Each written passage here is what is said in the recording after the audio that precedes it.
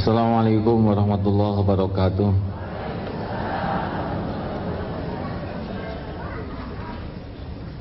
Alhamdulillahirabbil alamin. Alhamdulillahilladzi anzala as-sakinah fi qulubil mu'minin liyazdadu imanan ma'a imanihim.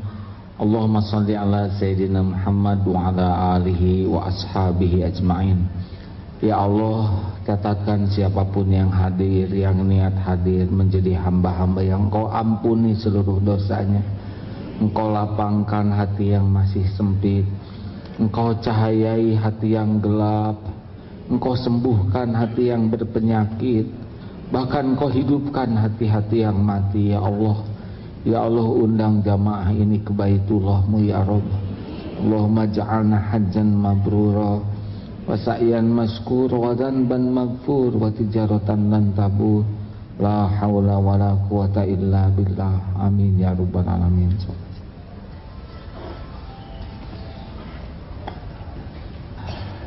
Terima kasih hadirin. Doanya saya sedang diberi banyak nikmat oleh Allah. Tidak ada satupun perbuatan Allah kecuali kebaikan. Kalau jelek itu pasti karena kita nggak nerima, kita sok tahu, kita merasa pengen ngatur Allah aja. Terakhir saya ketemu kapan kesini ya? Bukan bolos, absen berapa kali saya? Ini yang baru datang. Coba yang baru datang kali ini acungkan tangan. Cung, ada peserta baru. Alhamdulillah, terima kasih ya. Ini satu-satunya tempat selain di Darut Tauhid yang 2 minggu sekali. Berat sebetulnya 2 minggu sekali. Terima kasih, saya baru pulang dari Tanah Suci kemarin. Walaupun pulangnya jadi duluan. Boleh saya cerita sedikit? Sedang diberi banyak nikmat. Alhamdulillah, anak sulung melahirkan kembar, muda, lucu, aduh cakep-cakep sekali, seperti wayang. Lancar, yang harusnya dioperasi tidak jadi. Tugas kemarin dakwah di Eropa, alhamdulillah anak yang kedua nikah di sana. Di Hamburg dapat blasteran baik, solehah insyaallah ya. Perbaikan ketinggian ya, itu tinggi mantunya 178. Anak saya 165. Anaknya lelaki, mantunya perempuan. Kemarin alhamdulillah dapat informasi anak yang SMP sudah selesai 30 juz. Hafal Quran dalam 7 bulan. Alhamdulillah. Tambah aja bonus oleh Allah ini. Rahangnya bengkak kan ini. Masya Allah. Saya cerita ini dulu karena ini penting ya, boleh? Jadi ketika dalam sukacita itu tiba-tiba menjelang umroh itu sakit. Dengan percepatan sakit yang di luar dugaan. Saya jarang sakit gigi, tapi ketika diperiksa ini sakit, padahal giginya tidak ada yang sakit. Sesudah ke dokter, oh katanya ada massa di sini. Saya nggak ngerti apa, tapi yang saya tahu adalah sakitnya luar biasa. Sampai ya Allah, wirid-wirid udah keluar semua ya. Makin lama makin sakit. Saya ingat waktu itu hari Senin itu pagi-pagi ngejar dari Bandung jam 4 karena dokter yang siap ini di Depok. Diberikan obat, masih luar biasa sakit, sudah disuntik. Malam harinya berangkat lagi ke dokter yang gurunya, sampai 3 dokter. Diberi obat apa namanya, painkiller, pembunuh sakit yang paling paten. Enggak mempan tuh. Aduh, saya sampai pikir ya Allah, lebih baik dipukul aja nih, pingsan. Iya kalau pingsan, kalau enggak ya ini benjol, ini benjut, lebih repot lagi. Nah, tafakur, punya tafakur. Selama sakit ini ternyata lebih sibuk dengan gigi, lebih sibuk dengan dokter, lebih sibuk dengan obat, tapi kurang sibuk kepada pemilik tubuh ini. Siapa? Allah. Aduh, sambil duduk nyender ini pulang dari dokter, udah dimakan obat nggak ada obat. Barulah saya ingat ceramah-ceramah tentang ceramah sendiri ya. Dulu menulis buku tentang menikmati sakit. Ya Allah, tubuh ini milikmu. Engkau berbuat sesukamu. Semua perbuatanmu pasti baik, pasti sempurna, pasti mengandung hikmah. Ya Allah, saya ridho, saya terima episode ini. Lebih enak tuh pahat itu. Yang kedua, surat An-Nisa 79 tadi, wa ma asobaka min sayyi'atin famin nafsik. Sebagai penceramah ngomongnya udah luar biasa banyaknya. Berapa banyak dosa dari mulut ini? Sombongnya, riaknya, nyakitin orang, dilebih-lebihkan, ada ujubnya, ada gurauan yang memalukan, banyak dosa bertahun-tahun.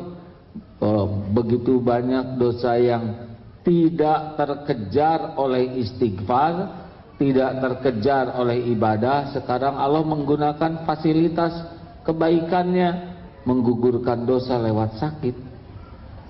Kayak ingat teori anak mandi. Anak mandi tidak bersih pasti dimandiin oleh ibunya kalau sayang, ya kan?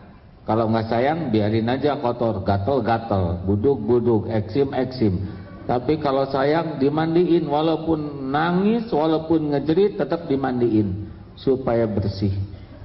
Sama, semua sakit hati, semua sakit badan, capek, dihina, disakiti, PHK, difitnah, semua adalah proses kafarah karunia Allah untuk menggugurkan dosa yang enggak kekejar oleh tobat kita. Aduh, pas pindah ingat ke dosa mah jadi dua air matanya. Air mata nahan sakit, terus air mata ingat dosa. Waduh, namanya campur sari. Astagfirullah. Aduh, kebayang dosa mulut. Enggak seberapa sakit ini dibanding dengan dosa yang begitu banyak. 3. 1. Ridho, baik sangka ke Allah. 2. Ini penggugur dosa, ya. Yang ketiga, jangan lupa bahwa sakit ini pasti udah diukur oleh Allah. Walaupun aduh ya saya udah nggak tahu harus gimana ngomong sampai bergetar. Saya baru tahu ada sakit sesakit itu. Sakit gigi kan sakit yang paling dramatis ya. Sakitnya tuh luar biasa dan jarang ada yang nengok. Yang nengok juga nggak ngerti ya. Sakit oh. Habis gimana lagi Pak? Beda dengan luka ya. Kalau luka kan dramatis, ini mah enggak. Sendirian aja manyun. Ada ngirim buah-buahan makin nyelak ke sini ya. Karena yang makan yang nungguin. Nah, ini pasti udah diukur. Allah Maha Adil. Enggak mungkin Allah enggak tahu sakit yang dia timpakan kepada hambanya. Allah tahu tentang kita, lebih tahu daripada kita sendiri. Allah tahu daya tahan kita, intelektual kita, kadar keimanan, keilmuan, kondisi fisik. Karena dia yang menciptakan kita, jadi dia paling tahu. Dan Allah Maha Adil, selalu menempatkan sesuatu pada tempatnya.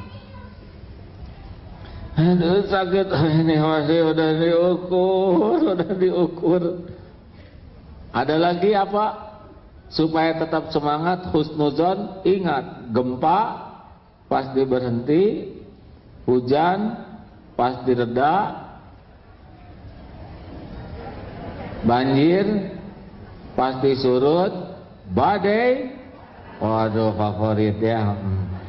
Ini wajah-wajah kena badai lagi begini nih.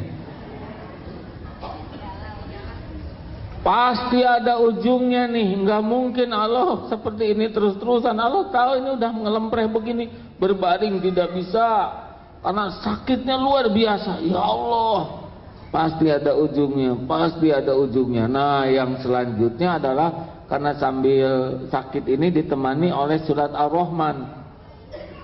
Coba sudah di-download belum surat Ar-Rahmannya? Masih ingat enggak surat Ar-Rahman yang disuruh hafalin? Enggak hafal-hafal. Padahal cuma 3 halaman. 3 halaman tuh kalau dihafalin cuma 3 hari. Hadirin nih, kalau sakit temani ini enak nih Ustadz Edi. Kalau lagi banyak masalah temanin ini ya. Boleh saudara nanti mendownload ini kalau minat ya. الرحمن علم القرآن خلق الإنسان علمه البيان الشمس والقمر بحسبان والنجم والشجر يسجدان والسماء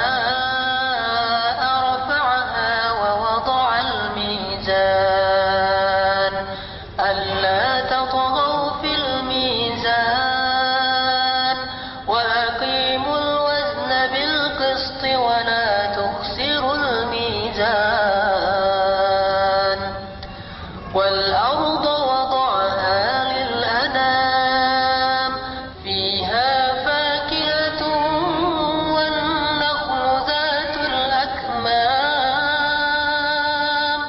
والحب ذو العصف والريحان فبأي آلاء ربكما تكذبان. Maka nikmat Tuhanmu manakah yang akan kau dustakan? Jadi sambil sakit ingat ini, bagaimana nikmat-nikmat dari Allah yang banyak. Ketika kita diciptakan dari tanah, sedang jin dari api.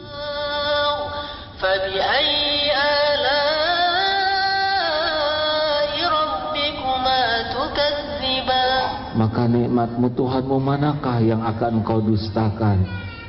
Nah, sambil sakit, sambil nginget karunia Allah, lihat potret cucu, campur ya. Ini sakit, alhamdulillah diberi cucu. Ingat potret pengantin, aduh sudah salah, aduh pokoknya ingat nikmat. Lihat kamar, lihat kasur, lihat yang nungguin. Bandingkan dengan yang sakit di penjara, bandingkan dengan yang di kolong jembatan sakit, tidak ada obat, tidak ada dokter. Bandingkan dengan yang di peperangan luka, nggak ada apa-apa yang bisa dilakukan. Wa bi ayyi ala'i rabbikuma tukadziban. Oh, beda hadirin. Sepahit apapun yang sedang kita jalani, kalau kita mau lari pikiran kita kepada karunia Allah, jadi kecil. Nah, sedang menikmati, ingat yang 6 tadi, alhamdulillah tuh, izin Allah ada obat jatuh dari dompet. Rupanya ini obat bekal perjalanan kemarin, kata dokter, supaya nggak jet lag makan obat ini. Telan aja yang biasa 1/4, 1, alhamdulillah. Tiba-tiba cenut-cenut tuh hilang karena tidur hadirin. Bangun-bangun adzan subuh, alhamdulillah. Saya bersyukur sebelum dibuat tidur Allah membuka pintu hikmah di hati. Alhamdulillah, sesudah itu lumayan reda. Berangkatlah ke umroh kemarin dan di sana kumat, alhamdulillah ya. Sehingga pulang awal jam 1 malam dapat penerbangan, satu-satunya kursi disediakan Allah.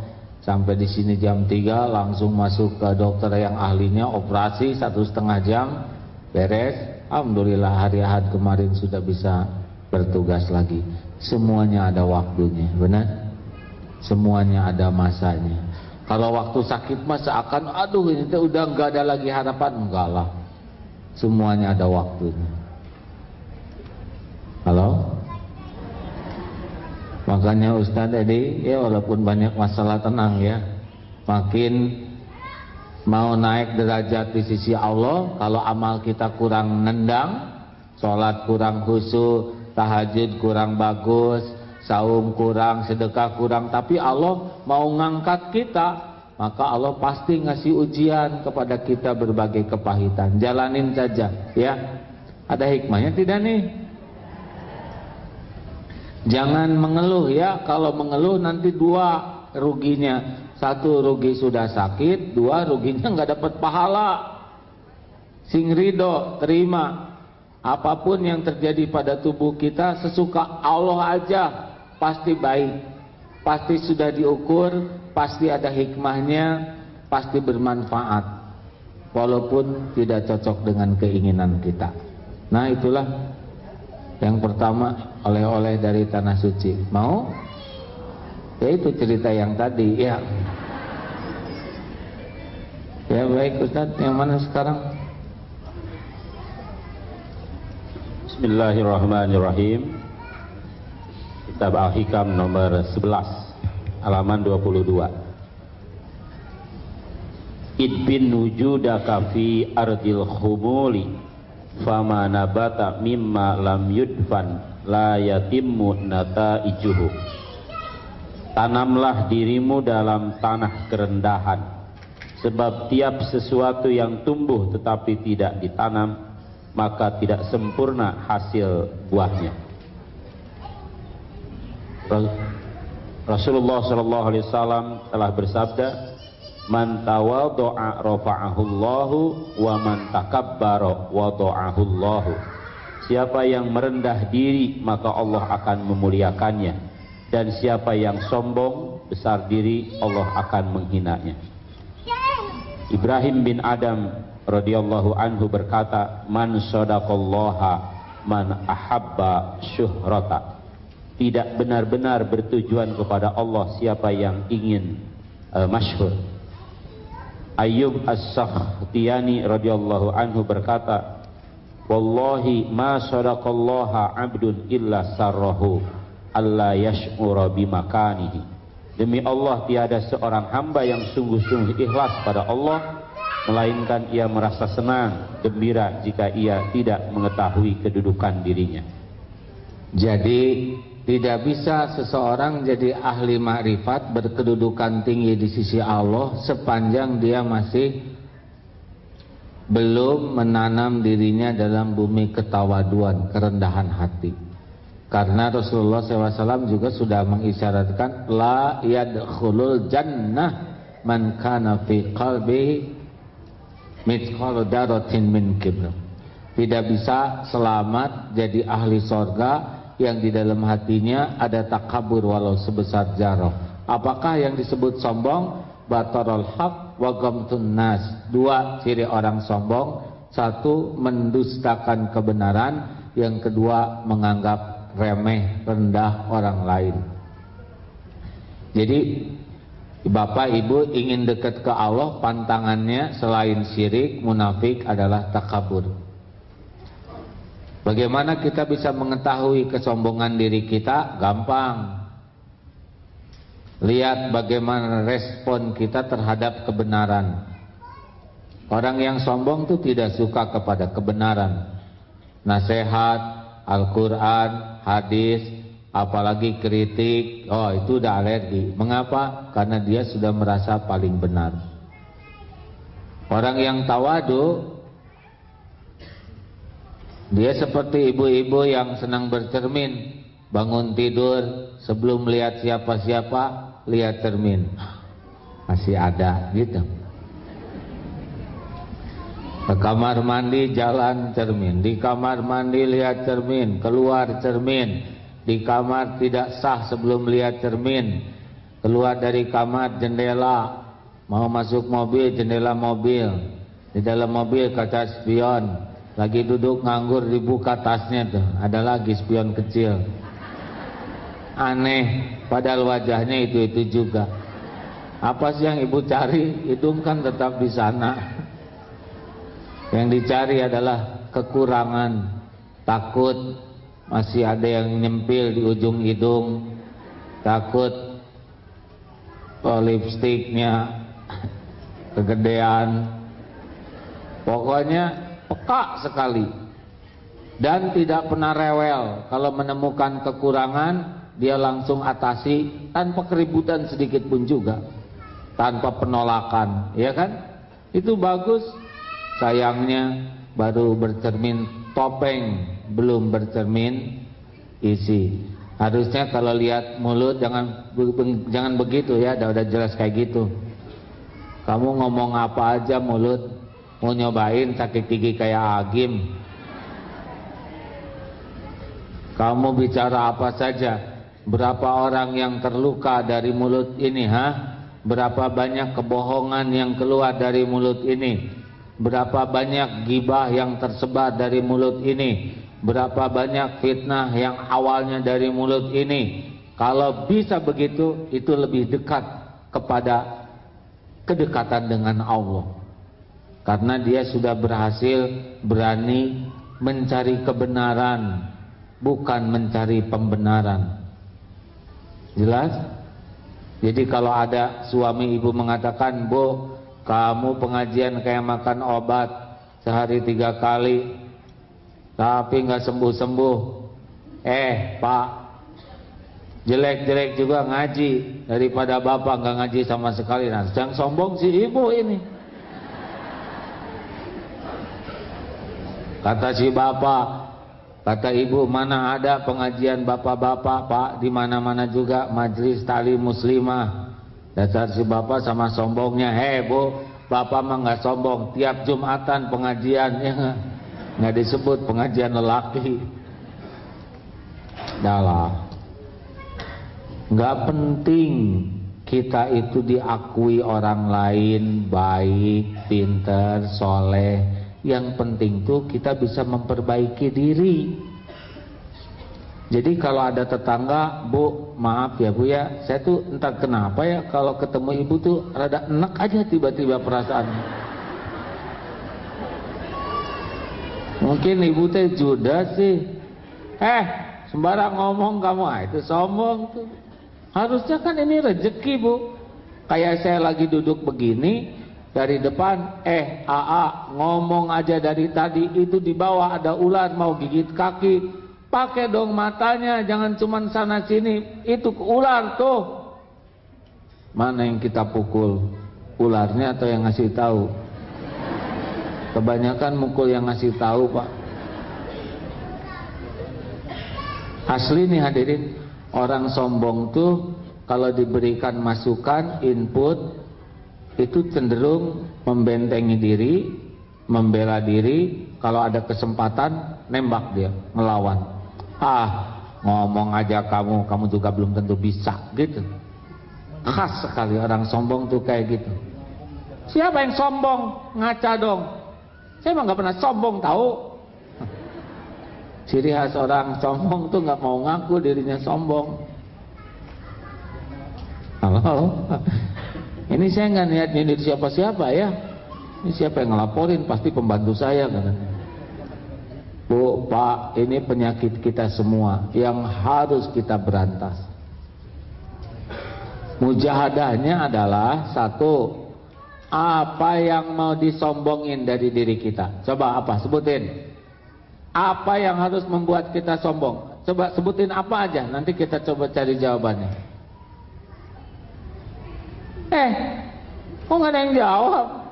Apa sih yang bisa bikin orang sombong? Apa? Harta. Saya mau bacakan nih tulisan tentang harta. Harta ya.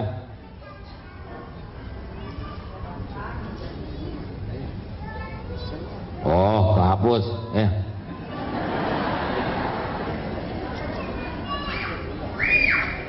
Ini tentang harta. Boleh saya baca ya? Kalau mau nanti saya kirim. Ini dari seseorang dari Kanada yang ngirimnya tadi pagi. Tapi nendang, kalau bagi saya ini nendang tentang uang yang suka disombong-sombongkan orang itu. Ini surat dari uang. Dia nulis surat pagi-pagi. Namaku uang atau duit. Wajahku biasa saja. Fisikku juga lemah, kadang kumel. Tapi jangan main-main. Aku bisa merombak tatanan kehidupan dunia ini. Aku juga bisa merubah perilaku orang. Aku bisa merubah sifat manusia. Karena manusia amat mengidolakan. Aku tahu. Banyak orang yang berubah kepribadiannya, mengkhianati teman,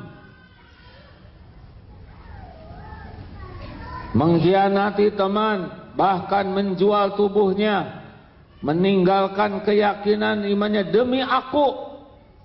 Aku padahal tidak ngerti yang soleh yang bejat, tapi manusia malah mengukur aku jadi patokan kesuksesan. Dianggap terhormat gara-gara ada aku, atau dihina gara-gara enggak punya aku. Aku bukan iblis, tapi sering orang melakukan kekejian, kejahatan demi aku. Aku juga enggak ngerti. Aku bukan orang ketiga, tapi banyak suami istri berantem gara-gara aku, bahkan misah. Saya mau jadian lagi ya. Nggak ada di sini hadirin. Sudah. Anak-anak dan orang tua berselisih gara-gara aku. Bahkan ada yang ngarap-ngarap bapaknya meninggal gara-gara warisan dalam bentuk aku. Sudah sangat jelas aku bukan Tuhan. Tapi manusia menyembah aku seperti menyembah Tuhan. Bahkan kerap kali hamba-hamba Tuhan lebih menghormati aku daripada menghormati Tuhannya. Padahal jelas sudah dilarang menghambakan uang. Seharusnya aku uang yang melayani manusia, tapi aneh malah manusia yang menjadi budakku. Aku tidak pernah mengorbankan diriku untuk siapapun, tapi banyak orang yang rela mati demi aku. Konyol benar. Perlu aku ingatkan, aku hanya bisa jadi alat membayar resep, beli obat, tapi aku tidak mampu memperpanjang umur kalian. Kalau suatu hari engkau dipanggil Allah Tuhanmu, aku tidak bisa menemanimu, apalagi menebus dosa-dosamu. Engkau sendiri yang akan menghadap Tuhanmu, dan engkaulah yang akan menghadapi keadilannya. Saat itu pasti Tuhanmu akan bertanya dan berhitung denganmu. Apakah selama hidup engkau mencari uang dengan cara yang hak, memanfaatkannya dengan yang hak, atau sebaliknya, atau menjadikan uang sebagai Tuhanmu? Ini aku akan informasikan hal yang terakhir. Asal tahu saja, aku tidak ada di sorga loh. Jadi jangan cari aku di sana. Salam sayang dan salam mikir dan tanda uang. Gitu. Hebat nih uang bisa nulis gini ya. Saya jadi ingat cerita dari BI. Masih ingat nggak Bu? Yang uang 100 ribuan dengan 1000-an reuni. Masih ingat nggak? Ibu ingat ya? Ibu lah yang cerita. Jadi 100 ribuan reuni dengan 1000-an. Kata si 100 ribu, kasihan bener kamu. Padahal kita dulu satu perguruan ya, satu produksi, satu mesin, tapi wajahmu kumel banget. Ya gitulah nasib saya sebagai 1000-an. Pindah-pindah terus sering. Kalau nggak dikenek, tukang ngamen, ya gitulah, WC umum, kadang dikumel-kumel sama anak-anak jalanan. Oh beda dong dengan aku, kata yang 100 ribuan. Lihat aku kan keren terus, necis ya. Habis aku sih di dompet orang kaya, artis, oh gitu yang. Tapi ngomong-ngomong biar lepet juga, aku sering loh ke masjid. Kamu suka ke masjid enggak gitu? Nah yang 100 ribu malu, dia belum pernah ke masjid. Ini yang malu yang mana? Yang malu kita ya. Masya Allah. Teruskan. Apa yang mau dibanggakan dengan uang? Uang itu hanya kertas pindah, benar? Sekarang ke tangan kita, pulang ke tukang parkir, naik bus, pindahin ke tukang bus, ya kan? Bayar taksi, dah pindah, dipegang sebentar oleh supir taksi, gembira, bawa pulang, storin ke istrinya. Alhamdulillah, kata istrinya, manggil anaknya, nih buat bayaran, bakal lagi ke sekolah ya. Cuman gitu, kerja sebulan, gajian alhamdulillah. Berapa menit Pak, berapa jam? Sebulan tuh kerjanya. Bu, nih rezeki dari Allah, terima ibu, alhamdulillah. Berapa lama? Nih nak, bayaran, bibi, gaji nih buat warung depan, nih buat listrik. 15 menit, nunggu lagi bulan depan ya. Benar? Masa itu yang bikin sombong? Mana orang kaya? Bawa apa dia matinya? Bawa apa? Tanya yang punya mall. Mau bawa warung yang mana? Tanya yang punya banyak mobil, dikubur sama mobil yang mana? Tanya tuh banyak yang punya apartemen, dikubur pakai kasur yang mana? Enggak. Tanya yang punya kelapa sawit ribuan hektar, mau dikubur pakai sawit berapa truk? Yang rebutan batu bara mau dikubur pakai tongkang. Tanya yang punya pabrik semen, mau dicor enggak? Demi Allah enggak ada yang bawa. Benar? Oh Nah, apalagi model yang sudah kesepuhan gini, maaf ya Bu. Apalagi ibu-ibu menang gaya kurang makan, yakin ya. Wanita kan makannya dikit, mendingan pembantu ya nggak ada pantangan, nggak ada apa. Si ibu makin keren, makin kunyinyin. Makan sate juga ujungnya. Model kita ini Pak, yang udah di atas kepala 5, apa coba? Ayo kambing guling. Kolesterol. Ayo ini makan pink. Asam urat. Itu yang mau dibanggain Nggak ada lah. Pangkat, lihat yang berpangkat pada udahan tuh. Gayanya nggak lama, yang lama tuh aibnya kalau nggak benar, betul? Ini saya ingat zaman-zaman dulu lah ya, zaman centil. Dulu kan menjelang pemilihan presiden pada datang sama Om, ya kan? Para capres pada udahan sekarang mah ya. Yang gaya-gaya teh nggak lama Pak, udahan. Bahkan ada yang jabatannya udahan, kasusnya belum udahan ya. Makanya biasa aja lah, lihat harta biasalah, cuman titipan, benar? Ada ya syukur, lihat orang lain ya nggak usah iri, sesuka Allah ngebagiinnya ya. Diambil udah waktunya ya lepas, nggak usah sakit hati. Itu tas Bu, kalau waktunya robek itu biarin aja. Tas makin mahal, kalau hujan ibu sibuk ngebungkus tas ya nggak? kepala kehujanan mah nggak apa-apa, yang penting tas ini, sebab jual second masih lumayan ya.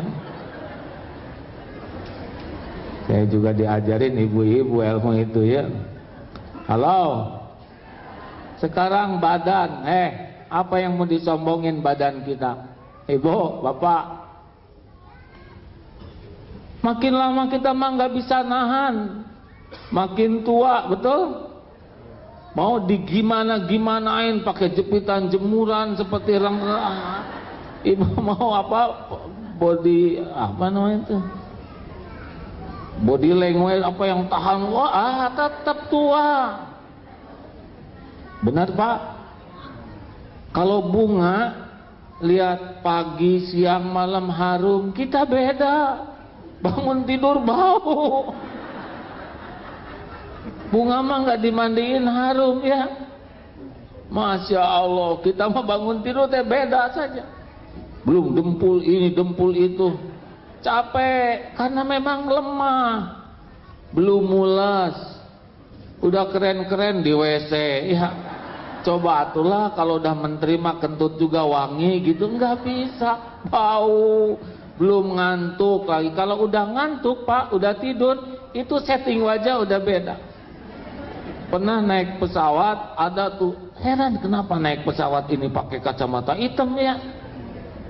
Oh, akhirnya saya ngerti, pakai kacamata hitam supaya nggak ketahuan tidur, kan gitu. Tapi tetap ketahuan. Kenapa coba? Dia lupa bawa kaca mulut ya kan.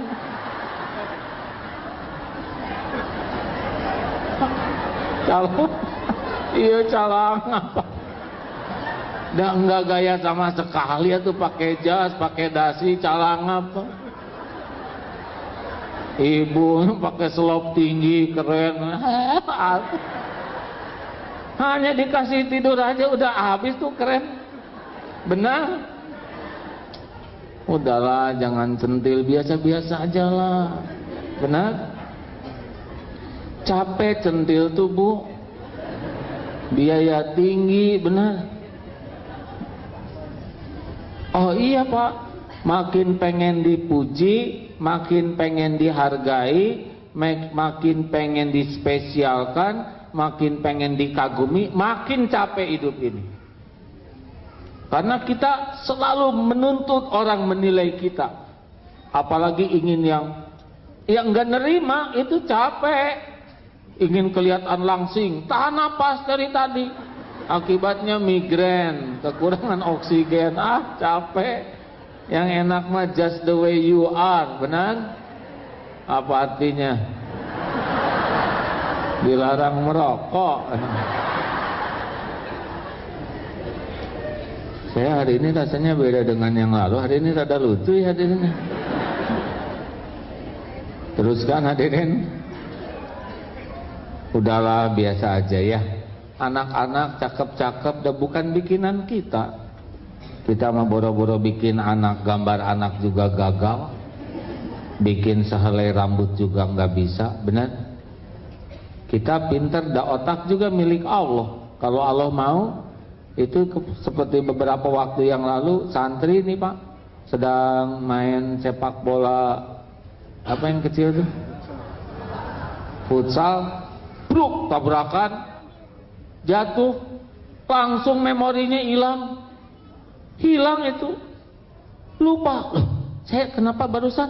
Barusan kan jatuh, pingsan. Oh gitu. Jadi barusan saya kenapa? Barusan kan dikasih tahu. Barusan ngasih tahu apa? Gitu. Sampai pusing yang ngantarnya Pak. Masya Allah, hanya sekali tubrukan tuh. Itu ketua koperasi bisa hilang ingatan sekejap. Ayo, mau nyombongin gimana? Belum lagi dikasih kuman. Kita mah nggak usah gede-gede, kuman tuh kecil aja udah bikin babak belur. Iya, iya kan?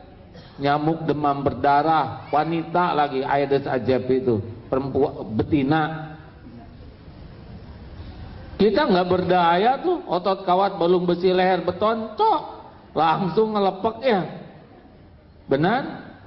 Nggak ada yang bisa kita sombongkan. Tapi saya kan pernah umroh 5 kali. Emangnya diterima 5-5-nya? Justru nggak jelas. Dan kesananya juga belum tentu diterima. Tapi saya sedekah, itu diomong-omongin kayak gitu, ciri-ciri nggak ikhlas. Saya tiap malam tahajud loh, terus gimana? Kok nggak berbekas ya? Sombongnya nggak robah, pelitnya nggak robah, marahnya nggak robah, malah yang robah ceritanya. Ustadz, boleh saya nanya nggak? Saya mau nanya tentang sholat witir. Oh silakan Bu, gini ya Ustadz ya. Saya kan udah 6 tahun ini nggak bisa lepas tahajud. Jadi saya tuh gimana lah kalau nggak tahajud tuh perasaan saya tuh nggak enak aja. Nah saya mau tahu nih kalau witir tuh ya, kan saya rata-rata tiap malam tuh 11 rakaat. Saya dari jam 2 loh Ustadz mulainya. Ini teh nanya atau pengumuman? Ahli tahajud asli pasti lebih menikmati, hanya Allah yang tahu. Dan aslinya Pak, kita dihargai orang lain tuh bukan karena apa-apa. Hanya satu sebabnya. Sebab Allah nutupin aib, dosa, kejelekan, kebodohan, kekurangan, maksiat kita. Benar? Kenapa ini Abdullah Gimnastiar sekarang ceramah di sini, didengerin saudara-saudara yang datang dari sana sini? Ya cuman satu, karena Allah nutupin orang ini. Saudara kan tidak tahu siapa saya yang sebenarnya, tapi Allah tahu persis siapa orang ini. Ilmunya, kelakuannya, hatinya, sholatnya, aib-aibnya Allah tahu. Hanya karena Allah nutupin aja. Makanya kalau ada yang muji, kita nggak usah bangga, karena dia tuh nggak tahu siapa yang dipujinya, ya benar? Ingat pengajian kemarin, kalau setiap dosa kita ngeluarin bau, kira-kira ada nggak yang mau duduk deket kita? Nggak mau. Suami talak langsung nggak mau. Punya istri bau tengi gini, cucu dipangku langsung kelepek, nenek bau. Kalau setiap dosa ngeluarin benjolan satu, yakin saya nggak bisa ceramah hadirin. Udah nggak jelas bentuknya penceramah ini, ya benar? Udahlah, lupakanlah ingin diperlakukan spesial oleh orang. Dan kita mah hanya karena rahmat Allah aja kayak gini tuh. Itu enggak. Kalau Allah ngebuka dikit saja aib kita, udahlah kacau. Dulu aja yang halal dibuka segitu gemparnya, ya gak? Masya Allah, benar loh Bu. Kalau Allah mau nguji. Makanya ibu bapak yang baik, marilah kita latih diri kita untuk tidak merasa lebih dari orang lain. Lihat yang lebih muda. Ustadz Edi usia berapa sekarang Ustadz? 39.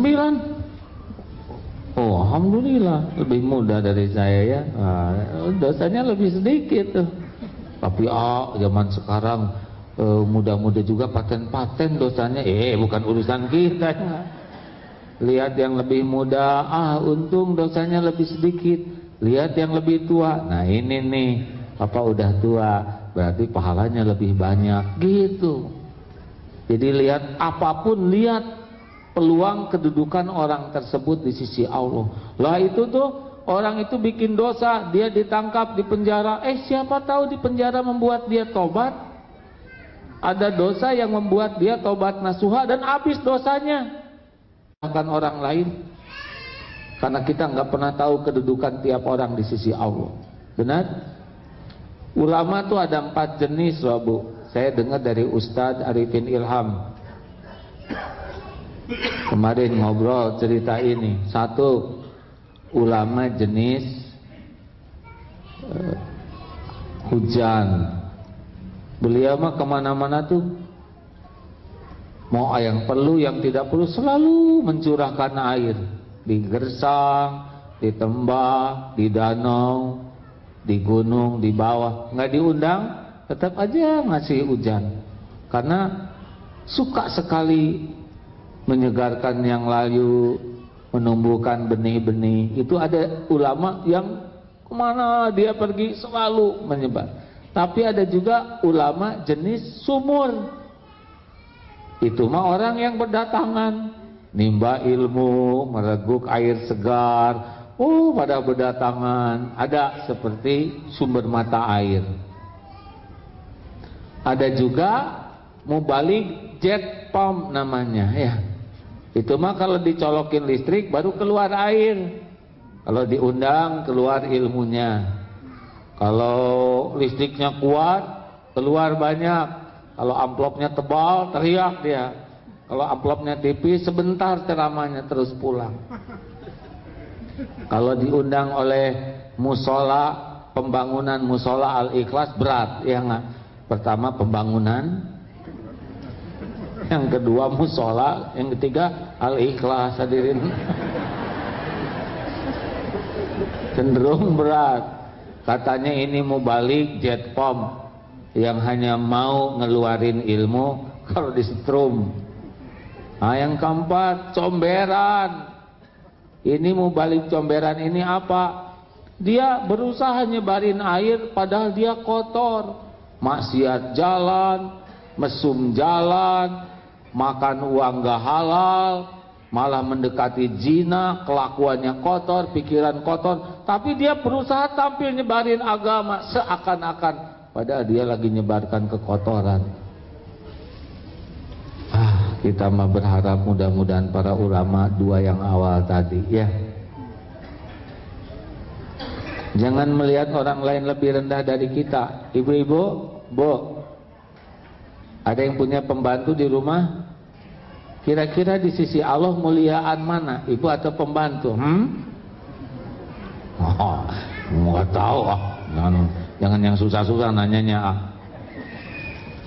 Pembantu mah jarang marah ke ibu, ya.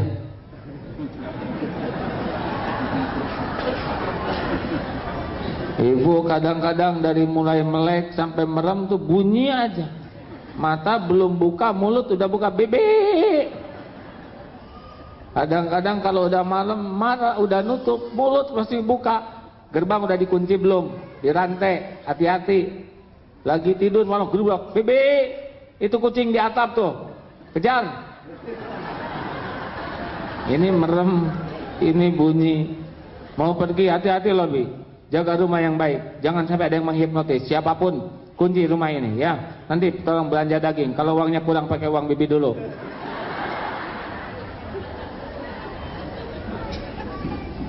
Oh, di dunia ada hitungannya, di akhirat nanti itu dengan pembantu, Bu. Pasti. Kayaknya pembantu yang paling sukses di akhirat itu yang majikannya paling galak, Pak. Panen tiap hari tuh, pahala, pulang umroh. Bibi, kamu tuh yang benar jaga rumah tuh. Ibu tuh pulang umroh, tahu? Bro, pahala tawaf. Wah, kalau gitu saya nggak akan jadi pembantu. Salah, ibu yang jadi pembantu, ya. Khidmat baik. Kalaupun ada pembantu, ingat ini adalah hamba Allah yang dititipkan oleh Allah di rumah kita. Bukan untuk diperdaya, tapi ini jalan pertolongan Allah. Kalau Allah mau mah takdir dirubah dulu, beda settingan. Ibu lahir dari orang tua pembantu, pembantu lahir dari orang tua kita. Kita yang lagi ngepel nih sekarang. Iya, itu kan masalah takdir aja, Bu. Dan gak milih takdir lahir dari siapa, benar? Halo? Jadi pada tegang begini, tenang, Bu. Kalau nyuruh nanti baik-baik, ya. Bi, pakai 3 patah kata minimal. Maaf, tolong ambilkan selop ibu, ya. Maaf, ya. Aduh, enak walaupun yang diambil selosin. Senang. Maaf, bukan yang ini, Bi. Gak apa-apa, Bu. Jarang-jarang ibu nyuruh gini, pasti habis pengajian, ya.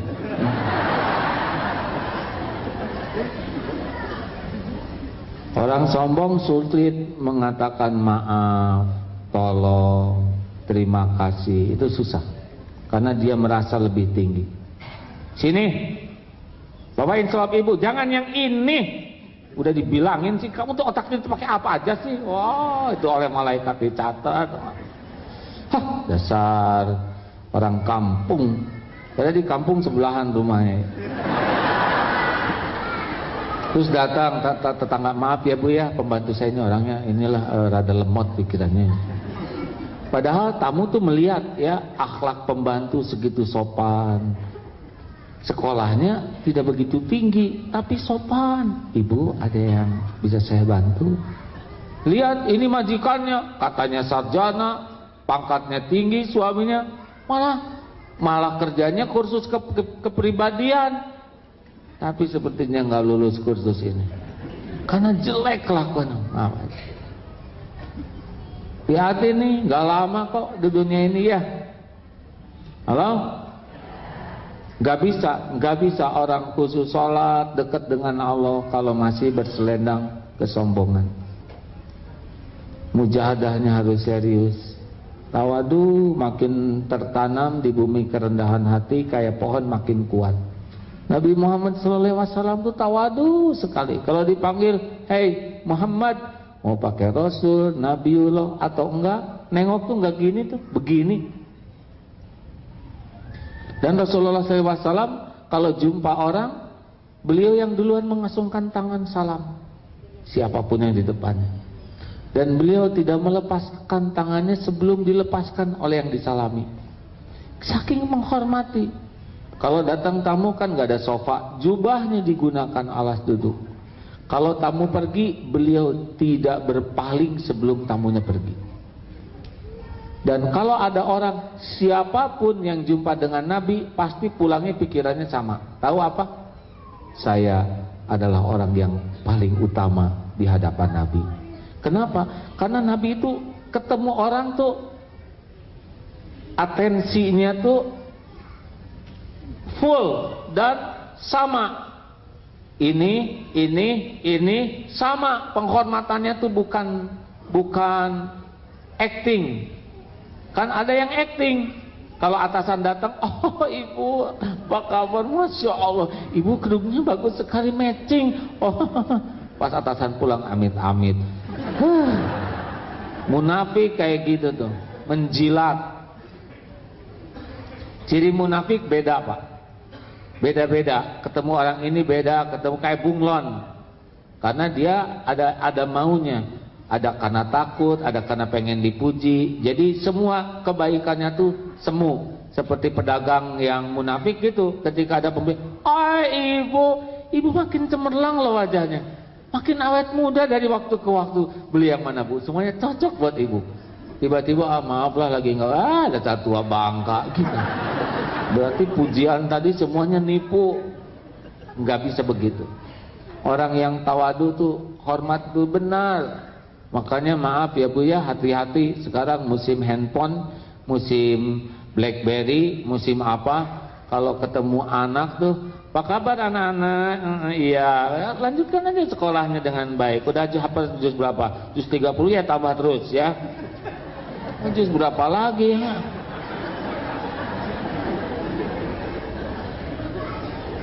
Kadang kita sambil menyusui bayi gitu ya, Nina, Bobo.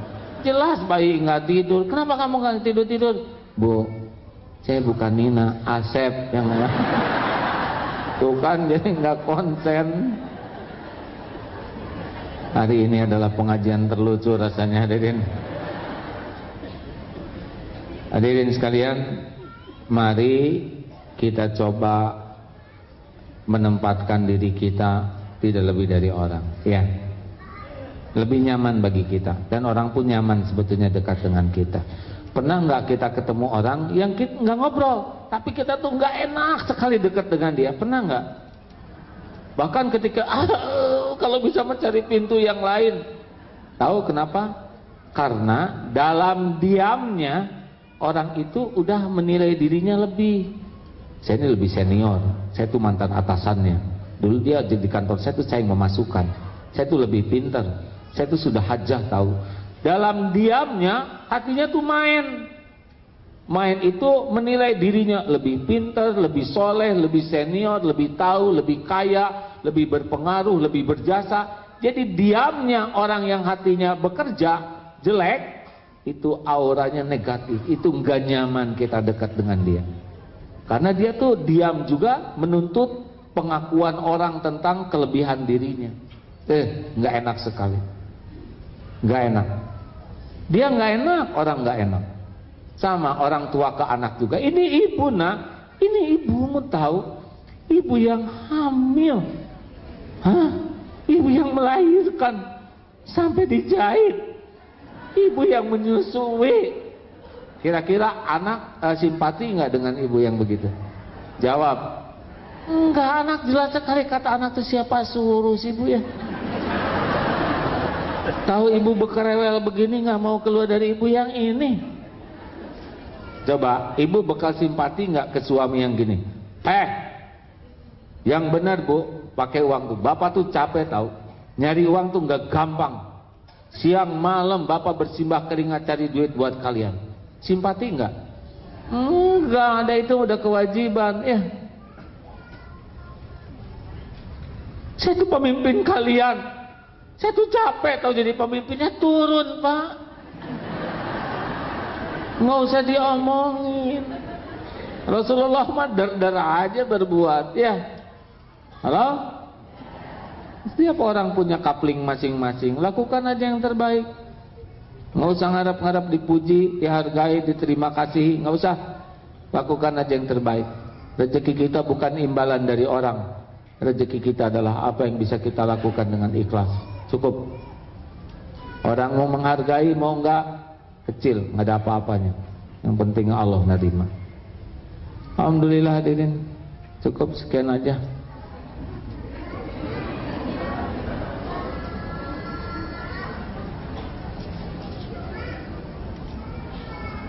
Ya masih lama bu. Maksudnya tanya. Tanya jawab silakan.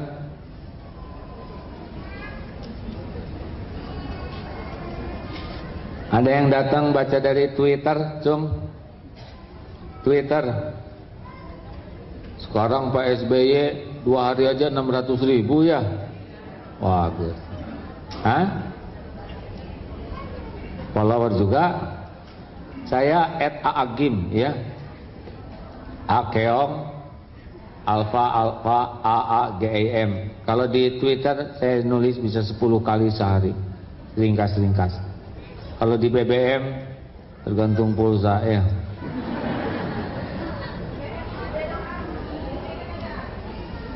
Saya udah dikasih pin saya belum? Ya cuman ganti-ganti handphonenya bu, hang terus bu. Nanti saya kasih tahu nomor pinnya ya.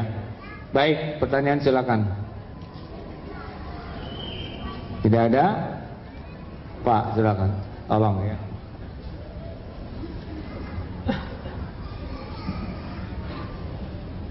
Assalamualaikum. Saya mau tanya tentang bagaimana menyikapi orang yang suka marah-marah. Kayak tadi kan yang bahas kan tentang bagaimana menyikapi pembantu gitu kan, kalau kita jadi bosnya. Nah, sekarang yang saya tanya bagaimana kalau kita jadi pembantunya ataupun pekerjanya, bila mana bosnya tuh marah-marah sama kita. Gimana kalau orang marah sama kita gitu? Iya. Nah, kalau kita jadi pekerjanya sedangkan kita kan ya mau nggak mau setiap hari ketemu sama dia gitu. Apa kita harus keluar aja cari kerjaan lain atau kita tetap bertahan? Makasih ya. Bapak ukur aja nih. Ngantor ini nambah iman stagnan atau ngurangin? Kalau tiap kesana hati jadi busuk, kita nggak bisa ngatasi kemarahan kejengkelan kita, ibadah berantakan, keluar pak. Keluar. Nanti gimana? Ya dikeluarin pasti ya. Nanti gimana dong? Saya nggak ada rezekinya. Ada, udah pasti ada. Nggak mungkin nggak ada. Ya. Iya, saya sempat mikir mau keluar gitu kan, mau keluar. Cuman saya nanya sama orang tua, gimana gitu ya? Ini gini. Tapi kata orang tua saya, ya kamu tahan aja dulu di situ sampai nemu kerjaan. Kalau mau tahan sana. Ya, jangan dimasukin hati. Biarin aja. Kan ada yang nanya, sakit hati enggak kalau dihina orang? Kalau dulu sakit hati, sekarang udah enggak tuh. Saya pikir buat apa saya ngerugikan hidup saya ngedengerin omongan orang. Orang yang menghina tuh orang yang lagi pamer kehinaan dirinya. Kenapa jadi saya yang sedih ya enggak? Kayak teko ngeluarin isi teko, di dalam kopi keluar kopi, di dalam comberan keluar comberan.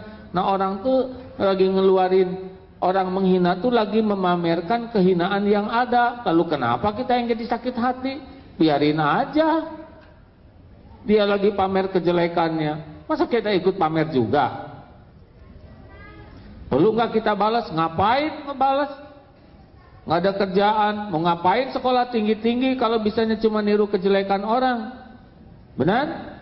Dia ngomong jelek, kita ngomong bagus. Tapi dia pelit, gak apa-apa. Dia pelit mengambil uang kita, ya. Cuman kita pengen dikasih. Apa buktinya pelit? Ya masa kemarin pulang umroh hanya bawa korma 2? Itu dia. Jadi sebetulnya bukan dia yang pelit, tapi kita pengen dikasih. Udah, nggak usah masukin hati. Pahala sabarnya dapat. Ya. Ingat Abu Bakar dan Rasulullah sedang duduk. Abu Bakar dimarahin orang, dihina. Rasul duduk aja di samping, tenang aja, lihat, senyum. Abu Bakar asalnya sabar, lama-lama jengkel juga. Apa kamu? Wah, ketika Abu Bakar marah, Rasul pergi. Ya Rasul, kenapa waktu saya dihina orang engkau sabar, tenang di sampingku, tapi ketika saya balas marah engkau pergi? Abu Bakar, ketika engkau sabar, aku melihat malaikat di sekelilingmu mendoakanmu. Tapi ketika engkau marah, kulihat malaikat pergi, setan yang ngumpul.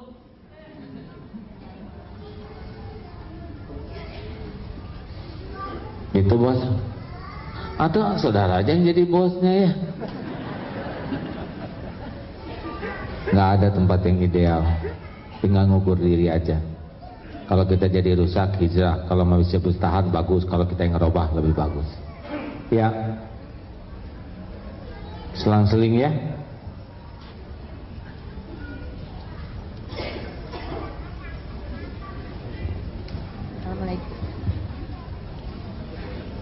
Assalamualaikum warahmatullahi wabarakatuh.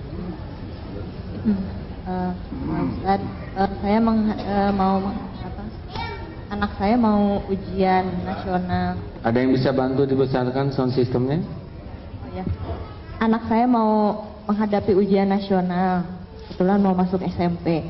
Apakah selama ini kan saya minta yang terbaik ya buat anak saya, dan saya ajak dia untuk berkumpul dengan anak-anak yatim, minta supaya doa bersama gitu. Apakah itu baik menurut Pak Ustaz? Baik. Ya.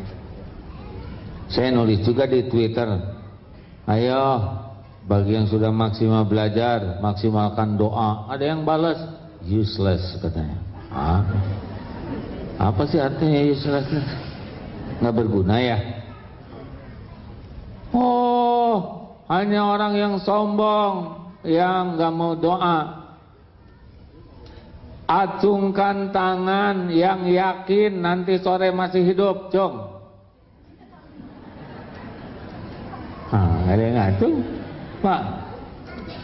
Acungkan tangan yang yakin pulang dari sini masih hidup. Nggak ada yang ngacung.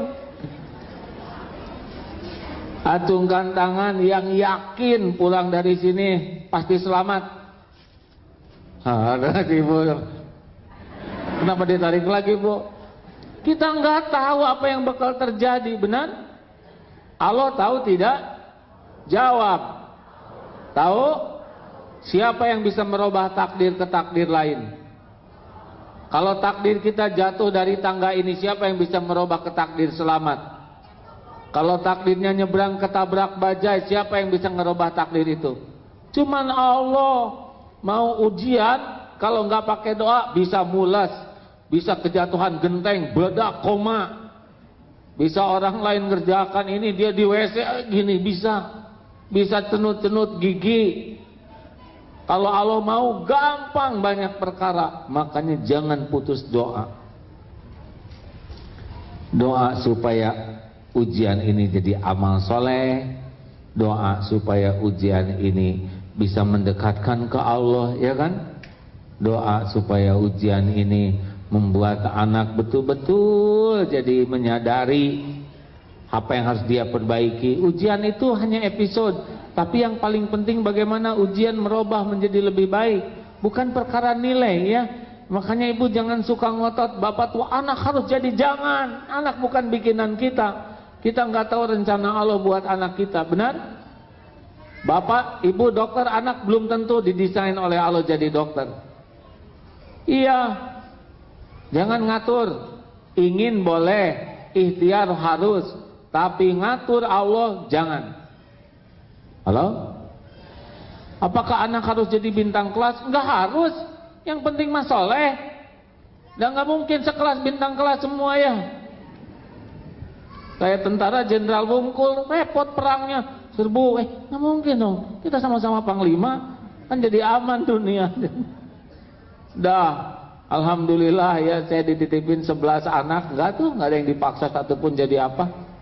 Yang penting mah satu, harus kenal sama Allah yang menciptakan kalian, yang ngurus kalian, yang akan ngejagain, yang bisa menentukan terbaik, yang punya sorga. Yang penting orang tua tuh ngajak anak kenal ke Allah. Yang kedua, didik anak tahu jalan supaya bisa dekat dengan Allah. Nah itu terserah. Mau jadi apa aja, kalau dia dituntun Allah pasti ketemu takdir terbaiknya. Ya bu? Tahu kata ibunya, sing banyak menangis, bukan menangisi persoalan, tapi menangis tobat belum jadi orang tua yang baik, tobat belum bisa mendidik dengan benar, tobat belum bisa pakai hati, itu. Nah Allah tahu nih, ini si ibu ngaku, hadiahnya biasanya dibulak-balik hati. Kita mah nggak bisa ngebulak-balik hati anak, yang kuasa mah Allah, betul? Benar?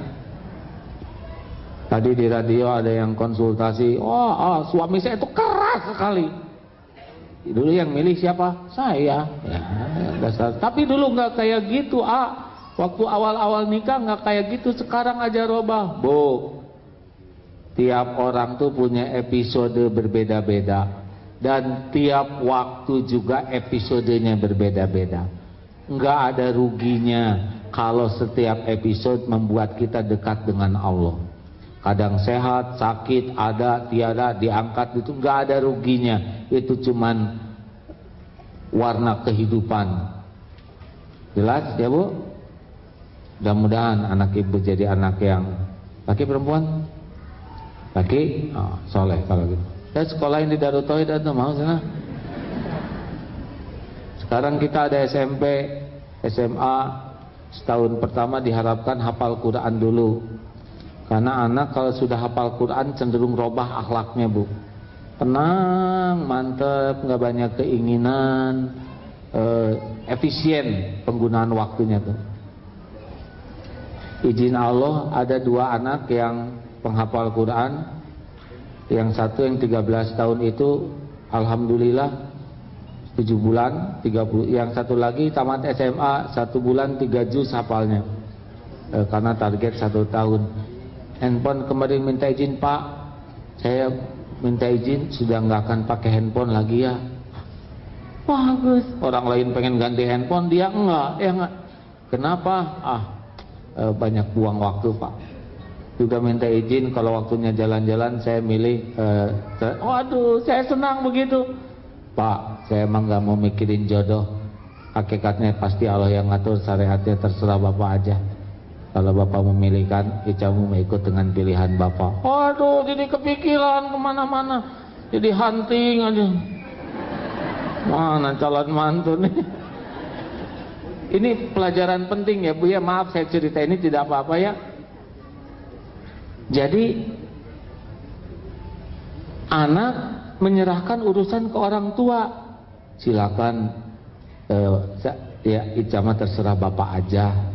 Bapak pilihkan, nggak akan mau milih, terserah Bapak. Akibatnya jadi mikir Bu, nggak mungkin saya jadi sembarang. Itu ada anak lari, itu aja nggak mungkin ya. Tiap hari yang mana nih? Kalau ini hafal Quran, mudah-mudahan suami ini juga hafal Quran, yang ilmunya mantap. Nanti mungkin bakal mimpin pesantren. Kepikiran, jadi rada hunting. Dibanding anak-anak yang lainnya, lebih diperhatikan yang menyerahkan urusan. Saya pikir ini adalah isyarat wa may yatawakkal 'alallah fahuwa hasbuh. Barang siapa yang menyerahkan urusan ke Allah, Allah akan cukupi. Ke makhluk yang bloon aja kepikiran, apalagi kepada Allah yang maha tahu segala. Benar? Makanya ikhtiar terhebat adalah tawakal. Karena kita percaya kepada jaminan Allah. Banyaknya kan maunya ngatur Allah. Ya Allah, tolong masukkan anak saya ke ITB, Fakultas Kedokteran. Nah, dia nggak tahu tuh, pasti nggak keterima karena nggak ada di ITB kedokteran. Udah ngatur Allah, salah lagi. Atau kemarin siapa ingat di Istiqlal? Saudara saya ikut ses pimpol apa ya? Udah 3 kali udah 2 kali dia mental terus. Saya mohon, kata saudara saya, doakan oleh supaya masuk ke sana. Nggak mau, saya nggak mau doa itu. Loh, mau doa apa? Saya mau doa supaya dapat yang terbaik. Oh iya, kalau gitu tolong doakan supaya kakak saya dapat yang terbaik. Yang penting masuk ke ses pimpol. Emang ngatur. Nggak harus semua masuk ke sana. Yang penting menjadi polisi yang disukai Allah, titik. Benar? Mau pangkat apa aja terserah Allah. Kalau barokah, tapi kan kalau gajinya kecil, nggak penting kok gaji kecil, yang penting cukup. Suami saya stroke, gara-gara suami saya stroke, biaya untuk sekolah anak saya dipakai membiayain suami saya. Akibatnya anak saya nggak ada biaya. Untung dia dapat beasiswa. Tuh dia nggak sadar cara Allah ngerezekiinnya. Dia sebutnya tuh untung anak saya dapat beasiswa. Lah siapa yang ngatur? Allah. Udahlah, jangan banyak ngatur Allah. Atur diri supaya disukai Allah. Nanti Allah ngatur yang terbaik buat kita. Ya, ada lagi? Apa, silakan. Ngacungnya agak tinggi ya supaya kelihatan. Bismillahirrahmanirrahim. Assalamualaikum warahmatullahi wabarakatuh.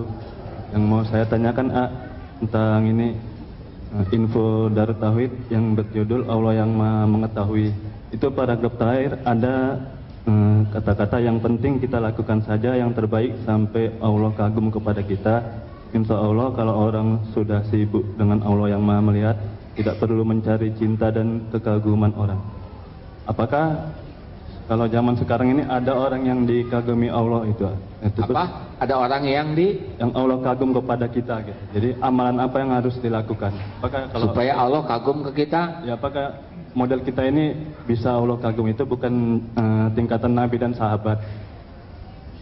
Oh, terima kasih. Assalamualaikum warahmatullahi wabarakatuh. Kita nggak pesan lahir zaman sekarang, ya kan?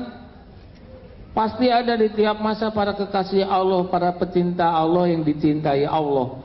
Dan yang namanya kekasih Allah itu tidak harus ulama yang kayak begini, tidak harus penceramah, bisa ibu rumah tangga, bisa pembantu, padahal dia derajatnya kekasih Allah, bisa guru, bisa tentara, polisi. Bapak, saya dengar ini kisah nyata, ada dibongkar bekas pemakaman para prajurit, dan salah satu di antara jasad prajurit itu yang lain udah kelangka. Ini utuh, Pak. Ini di Jawa Tengah. Nah, salah satu ciri kekasih Allah itu adalah jasadnya utuh, nggak dimakan tanah. Itu seorang prajurit. Ketika diperiksa, dia mah nggak takut sama atasan, nggak takut sama siapapun. Takutnya ketinggalan sholat tepat waktu. Jadi begitu disiplinnya kepada Allah. Ya, Allah kasih banyak pertolongan. Ulama jelas, ada yang kekasih Allah, ada yang enggak. Ya, ada yang ibu rumah tangga, ada yang pemimpin, macam-macam. Karena Allah ngasih kita kapling beda-beda, benar? Tapi Allah Maha Adil. Nah, mau tahu cirinya kekasih Allah enggak?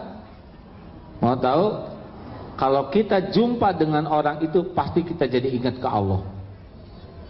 Karena para kekasih Allah itu dalam pikirannya itu cuma Allah, di hatinya tuh Allah. Jadi begitu cintanya kepada Allah dan begitu memenuhi Allah itu di hatinya. Jadi setiap orang yang jumpa dengan beliau akan jadi mudah untuk ingat Allah, untuk nambah yakin ke Allah. Makin tinggi derajat kedudukannya di sisi Allah, berarti makin rapat itu dia ingat ke Allahnya. Kalau on off itu ya, kalau ingat Allah on, kalau lupa ke Allah off. Kalau kita kan off, on, off. Iya kan? Kita kalau ada masalah baru on. Ya Allah, off. Ditagih utang on, lunas utang off. Kalau kekasih Allah on terus, dikit offnya tuh. Fadkuruni adkurkum. Jadi kalau misalkan ibu punya pembantu di rumah ya, hai pembantu teh la khaufun alaihim walahum yahzanun. Cirinya itu, dia tidak takut, tidak sedih terhadap dunia ini. Katanya suaminya meninggal. Iya bu, memang sudah waktu. Gimana dong tentang rezekinya? Oh, kalau rezeki saya bukan dari suami bu, dari Allah. Rezeki saya bukan pemberi rezeki, suami saya bukan pemberi rezeki, suami saya pemakan rezeki bu. Tapi kamu gimana sekarang kerja di rumah ibu? Ya memang ini episodenya, mudah-mudahan jadi amal. Kalau ibu keluarkan dari sini gimana? Ada Allah yang ngatur bu. Tenang aja. Udah enggak ada gentarnya terhadap dunia, itu udah ciri-ciri tuh. Saran saya jangan nyakitin ya, karena para kekasih Allah kalau disakitin dia nggak ngebalas, tapi Allah yang ngebalas, repot ya. Kita nonjok orang dan dia nonjok lagi, ya impas, aman. Kita nonjok kata dia, ya lain kali janganlah, saya maafin. Itu lebih bahaya. Pulang tiba-tiba datang lihat itu kuda zebra, tuh kok ditoker oleh anak, itu lebih repot. Terima kasih. Bonus ibu terakhir, maaf. Siapa tadi? Ya. Assalamualaikum warahmatullahi wabarakatuh. Nama saya Anifa. Saya mau bertanya berkenaan dengan sholat. Dalam Islam disuruh kita itu sholat, menegakkan sholat gitu. Tapi kondisi manusia imannya kadang naik turun. Saat sholat kita kadang suka tidak khusyuk. Saya pernah baca di buku kalau misalnya kita tidak khusyuk, amal ibadah yang dalam sholat itu tidak diterima. Tapi saya juga pernah mendengar cerita tentang seorang sahabat yang dia dijanjikan sebuah sorban kalau dia bisa sholat dengan khusyuk. Dia yakin dia akan khusyuk, tapi ternyata pada tahiyat terakhir dia memikirkan sorban yang dijanjikan. Yang saya mau tanyakan bagaimana adab sholat yang baik agar semua sholat kita tuh diterima dengan kondisi manusia yang imannya naik turun. Terima kasih. Wassalamualaikum warahmatullahi wabarakatuh. Ini menyindir saya ya. Sepanjang ibu cerita saya langsung ingat kualitas sholat saya. Saya juga belum termasuk yang khusyuk bu. Baru belajar khusyuk, jadi belum bisa jawab ya. Kadang ada lumayan setengahnya gitu. Kadang-kadang separapat, kadang-kadang sujud juga mikir, ini sujud ke satu, kedua ya.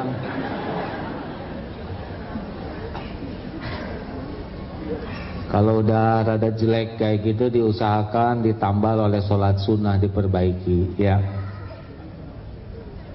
Yang agak menolong itu adalah satu, kita paham bacaan sholatnya. Nah, seperti surat Ar-Rahman tadi ya, kalau tahajud itu surat Ar-Rahman tuh kalau lempeng aja sekitar 11 menitan. Tapi kalau dibagi-bagi sholat, itu bisa 20 menit dengan surat Ar-Rahman itu nikmat tuh. Fabi ayyi ala'i rabbikuma tukadziban. Maka nikmat Tuhanmu manakah yang akan kau dustakan? Aduh, itu udah pasti nangis tuh. Ingat ke segala karunia karena paham. Makanya yang kedua tumanina. Usahakan sholat itu jangan karena sering jadi terlatih, gesit, tangkas. Tumanina. Allahu Akbar. Bismillahirrahmanirrahim. Alhamdulillahi Rabbil Alamin. Ar-Rahmanir-Rahim. Enak bu. Ruku tumanina. Dan Allah melihat ini orang berusaha tumanina. Nanti nikmat. Sujud juga jadi nikmat. Itulah diantaranya. Ya bu. Saya minta maaf belum bisa jawab dengan baik. Sama-sama belajar khusyuk.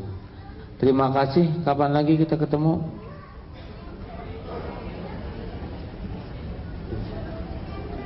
Mei. Saya lagi banyak tugas dakwah keluar. Tolong doakan ya. Akhir bulan ini di Australia, awal Mei di Jepang. Tenang we. Keliling ya, gratis. Ikut, mau ikut bu? Ayo ketemuan di airport sana lah ya. Saya senang ke luar negeri karena saya tahu luar negeri, dalam negeri semuanya milik Allah ya. Semuanya ciptaan Allah. Kemarin lebaran di Kanada, aduh saya menikmati alam Kanada ya, alam yang sangat indah tuh. Kalau saya lihat tuh diantaranya di Kanada, Selandia Baru, bersih. Di sana lebih banyak beri-beri. Masya Allah, Allah ciptakan begitu indahnya. Lalu suhu minus ya, bisa masuk ke dalam kulkas, mau wudhu doang. Jadi ke Indonesia tuh, main air gitu. Alhamdulillah. Pernah ke padang pasir panas sampai 56 derajat ya, gosong. Pulang ke Indonesia, alhamdulillah. Pokoknya mah keliling dunia nggak ada yang spesial kecuali kalau bisa ingat Allah. Anjuran saya kalau belum begitu mantap amat, bagusnya musim dingin ya, banyak pakai jilbab di mana-mana ya. Kalau udah musim panas, wah udah rusak iman. Astagfirullahaladzim. Ampun, apalagi ceramah di kampus-kampus musim panas tuh harus rusak iman ya. Ya belum kuat lah ya. Terima kasih Bapak Ibu yang baik.